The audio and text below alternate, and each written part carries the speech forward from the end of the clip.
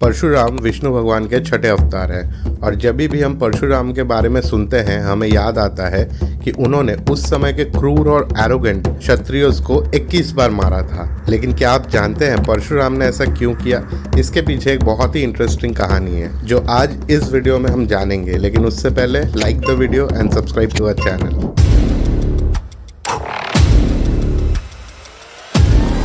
महेशमती के राजा थे सहस्त्र अर्जुन, जो बेटे थे राजा कर्तवेरिया और रानी कौशिकी के, और वो हैया वंश के क्षत्रिय समाज के थे। सहस्त्र अर्जुन का असली नाम अर्जुना था और वो दत्तात्रेय के भक्त थे और इसीलिए उन्होंने दत्तात्रेय को प्रसन्न करने के लिए कड़ी तपस्या की, जिससे दत्तात्रेय प्रसन्न हुए और उन्होंने अर्जुना को कहा एक वर मांगने के लिए। और उस समय अर्जुना ने 1000 वर मांग ली और तब से उनका नाम सहस्त्र अर्जुन पड़ गया, क्योंकि सहस्त्र का मतलब 1000 होता है। कहा जाता है महेशमती के राजा सहस्त्र अर्जुन अपने घमंड में सब हदें पार कर दी। लोग उनके अत्याचार और अपराधों से परेशान हो चुके थे। ब्राह्मणों को इंसल्ट करना, पुराण और अन्य धार्मिक ग्रंथों को गलत तौर पर व्याख्या करना, ऋषियों के आश्रम को नष्ट करना, निर्दोष लोगों को सताना, इन सब में वो लगे हुए थे। उनके लिए ये टाइम पास और एंटरटेनमेंट था। एक दिन सहस्त्र अर्जुन अपने सेना के साथ जंगल के रास्ते गुजरते हुए ऋषि जमत अग्नि के आश्रम में पहुंचे।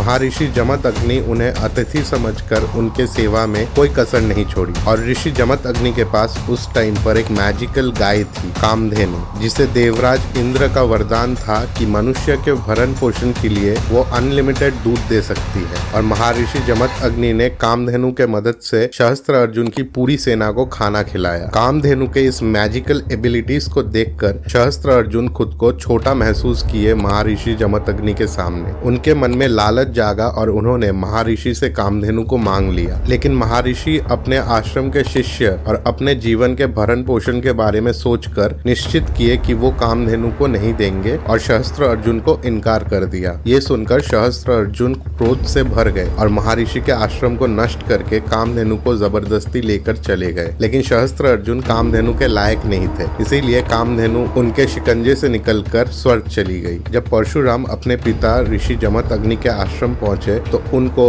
माता रेणुका ने सब कुछ बताया। परशुराम माता पिता की अपमान और आश्रम की स्थिति देखकर क्रोधित हो गए। महाशक्तिशाली परशुराम ने फैसला किया कि वो सहस्त्र अर्जुन और उनके सेना को एक साथ नष्ट कर देंगे और परशुराम ने अपना परशु अस्त्र लेकर विशाखात नाम शहर पहुंच गए, जहां परशुराम और सहस्त्र अर्जुन के बीच में घमासान युद्ध हुआ। परशुराम के वीरता के सामने सहस्त्र अर्जुन और उनकी सेना बहुत ही कमजोर पड़ गई और परशुराम ने सहस्त्र अर्जुन के 1000 हाथ और उनके सर के टुकड़े कर उनका वध कर दिया। सहस्त्र अर्जुन के वध के बाद परशुराम अपने पिता ऋषि जमत अग्नि के आदेश अनुसार तीर्थ यात्रा पे चले गए और इसी दौरान सहस्त्र अर्जुन के बेटे क्षत्रिय समाज के मदद से ऋषि जमत अग्नि के आश्रम पहुंचे और उनका सिर काटकर उन्हें मार डाला और उनके साथ साथ आश्रम के सारे ऋषियों को मार डाला एंड अंत में आश्रम में आग लगा दी। ये सब होने के बाद माता रेणुका परशुराम को आश्रम वापस बुलाए और जब परशुराम आश्रम पहुंचे उन्होंने देखा कि माँ रेणुका ऋषि जमत अग्नि के कटे हुए सर के सामने बैठ के रो रही थी और ऋषि के शरीर पे 21 घाव के निशान थे। इस दृश्य को देखकर परशुराम क्रोध से जल उठे और उन्होंने कसम खाई कि सिर्फ हैया वंश को ही नहीं